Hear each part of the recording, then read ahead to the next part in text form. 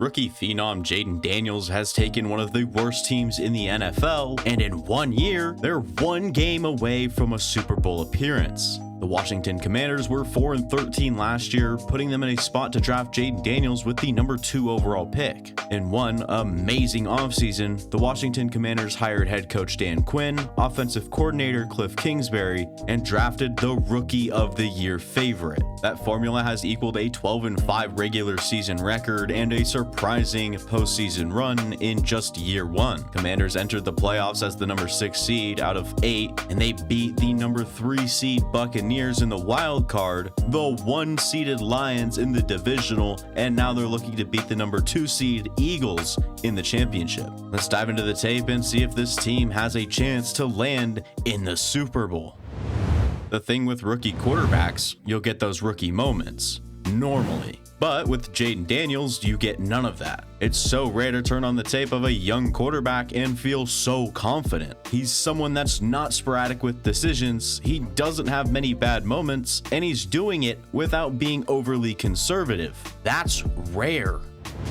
We can start with a play like this. With the trips formation, we have a crosser, a 9 route, and a little bubble flat. Slowly off the snap, Jayden peeks at the bubble but sees the flat defender there, so he'll pull his eyes over to the crosser. But you see 32 and the linebacker that's dropping into space, so he gets that reaction, then switches to and throws the easy one, letting his receiver work after the catch. And that's a quick and simple way to gain 7 yards with the ball never being put in a remotely bad spot.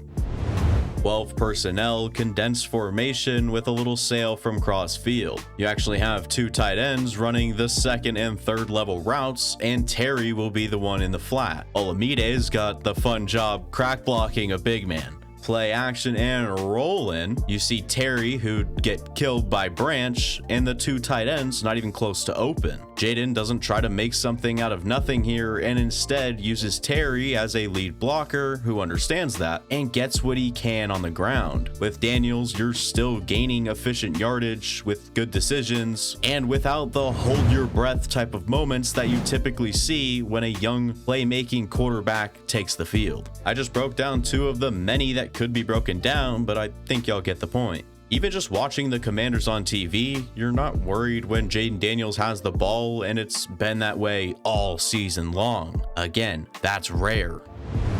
Another thing that probably stands out if you've watched this team is the ridiculous amount of clutch plays and the sheer aggressiveness from this offense. Jayden Daniels has some nasty game winners as a rookie, and he's making the important plays consistently as a rookie. Facing a team like the Lions, the Commanders knew they'd have to be calculated but also forceful.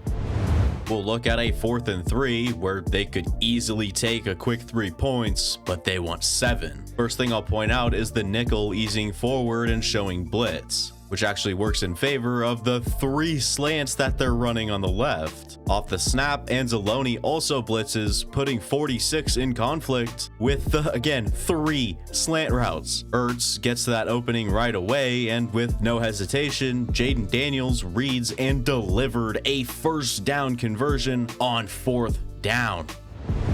3rd and 5, Commanders have a 3-point lead, another spot where you can take 3, but they want 7. We're seeing mesh with the post from the slot, trailing that with another post and a wheel behind that. You see the motion and a defender following, indicating man coverage, making the mesh call look really good about now. Obviously, Jayden's gonna read the mesh and gets the ball out to Diami, maybe a little late, but Brian Branch is able to take that angle and stop Diami from getting the first. Good throw under pressure to get it there, but just couldn't quite convert. And that does set up a 4th and short, and you know they're going for it. So here's them going for it, lining up in 12 personnel with 9 bodies on the ball, and quickly Jayden shows run to B-Rob, pulls it, and wants to get wide. Terrion has his eyes all wrong, allowing Jayden to get outside and convert the 4th down with ease. Terrible discipline from Terrion, and Jayden probably still gets this if Terrion stays there, but it'd sure make things a hell of a lot more interesting. Setting the scene for this play, it's 21-24, Commanders are up, 3rd and 5 with a shot to make this a 10-point game with 2 minutes left in the half. Motion out, the DB follows, it's man. Snap comes, the read is on the Ohio concept with Diami clearing it, and Ertz will undercut. Ertz actually separates man-to-man, and the ball's there on his hip for a touchdown. In a clutch moment, there was a great execution to the play and put the team in an amazing spot to close the half.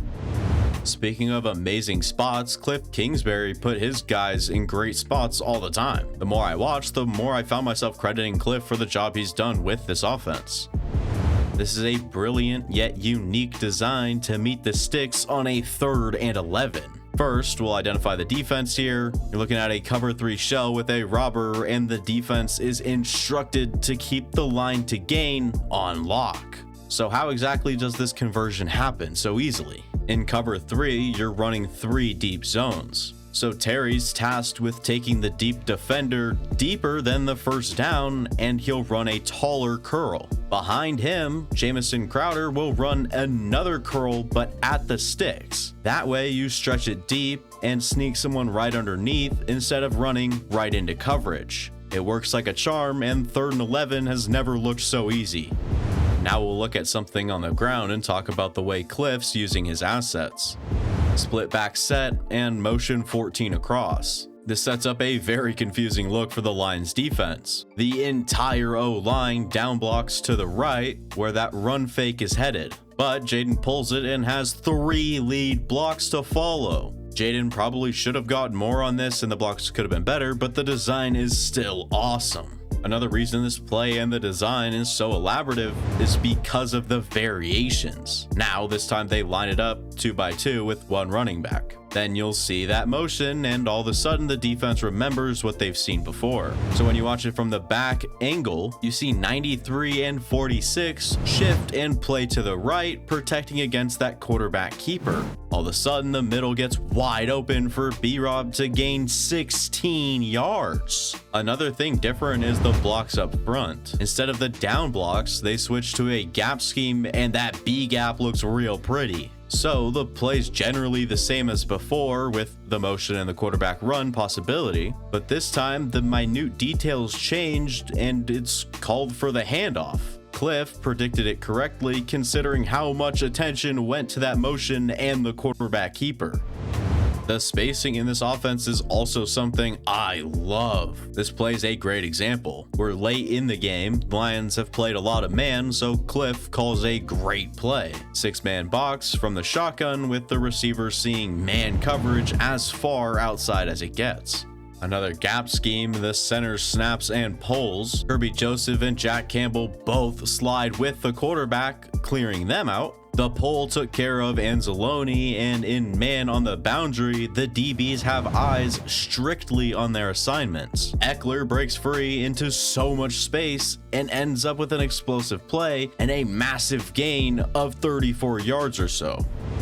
It's clear to me that Kliff has raised the level of his offense tremendously relative to the talent, or lack thereof, on this offense. The designs, the play calling, the chemistry he seems to have with the rookie franchise quarterback, and the evolution throughout the season. A lot of people weren't thrilled about this hiring, but he's proved that he can keep an offense going at such a high level over the course of a season without being figured out like many thought would happen.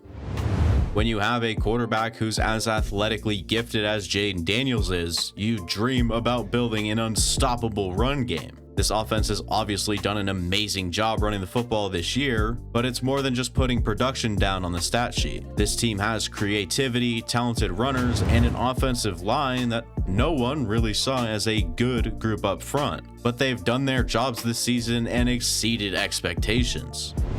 Here's a good example. Shotgun look with a tight end in the backfield too. As Jayden puts the ball in Robinson's gut, Anzalone and Afitu Melifonwu automatically play the quarterback. From the back angle, you can just watch everything about this play materialize and develop. The blocks, the defense, and the runner.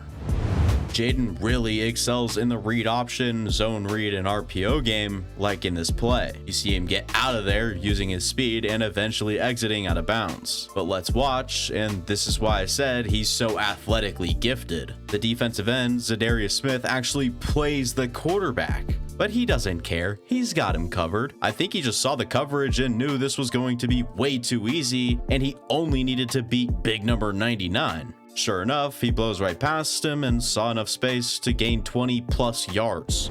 There are countless examples in this one game, and I'm sure it's been a factor in every game they've played thus far. Having that at quarterback just opens up opportunities for the rest of the offense. We're strictly talking run game here, but the influence he has over a defense, along with the layered options and more of the complex things that he's reading out as a rookie, it's all very impressive. I think Jayden deserves just as much credit for implementing and executing these plays on the field as Kliff Kingsbury for coming up with these things and utilizing his weapons very mindfully.